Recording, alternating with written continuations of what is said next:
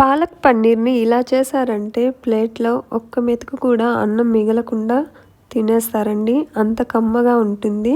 ఈ పాలక్ పన్నీర్ని ఎలా ప్రిపేర్ చేసుకోవాలో చేసి చూపిస్తానండి. దీనికోసం ఒక బౌల్లో హాట్ వాటర్ని బాగా మరగనిచ్చి అందులో శుభ్రంగా కడిగి కట్ చేసి పెట్టుకొని ఉన్న పాలకూరని వేసుకోవాలి.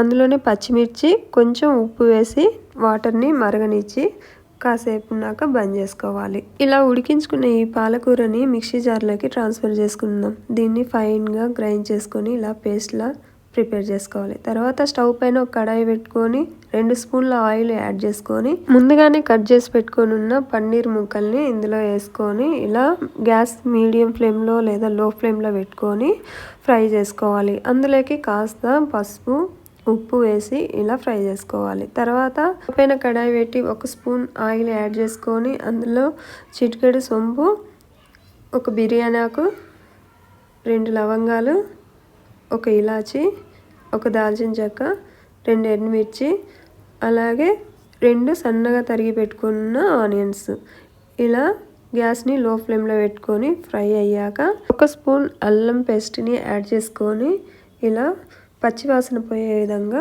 ఫ్రై చేసుకోవాలి. తర్వాత ఫైన్గా గ్రైండ్ చేసుకొని పెట్టుకొని ఉన్న పాలకూర పేస్ట్ని అందులో యాడ్ చేసుకొని తర్వాత కొంచెం పసుపు, రుచికి సరిపడా ఉప్పు, పన్నీర్ ముక్కల్ని వేసి ఇలా సిమ్లో పెట్టుకొని కాసేపు మగ్గనివ్వాలి. కలుపుకుంటూ మగ్గిన తర్వాత తగినన్ని వాటర్ యాడ్ చేసుకొని మూత పెట్టేసి ఒక 4 మినిట్స్ అలా ఉడికించుకోవాలి. ఎన్నో ఆరోగ్య ప్రయోజనాలు ఉన్నాయి. పాలక్ పన్నీరు రెడీ అయిపోయింది కదండి. ఇంకెందుకండి ఆలస్యం, ఈ వీడియోకు ఒక లైక్ చేసి ఫ్రెండ్స్కి అయితే షేర్ చేయండి. మన ఛానల్ని ఎవరైనా సబ్స్క్రైబ్ చేసుకోకపోతే ప్లీజ్ సబ్స్క్రైబ్ చేసుకొని బెల్ ఐకాన్ మీద టిక్ చేయండి. మరో వీడియోతో మళ్ళీ కలుద్దామండి. అంతవరకు సెలవు. నమస్తే.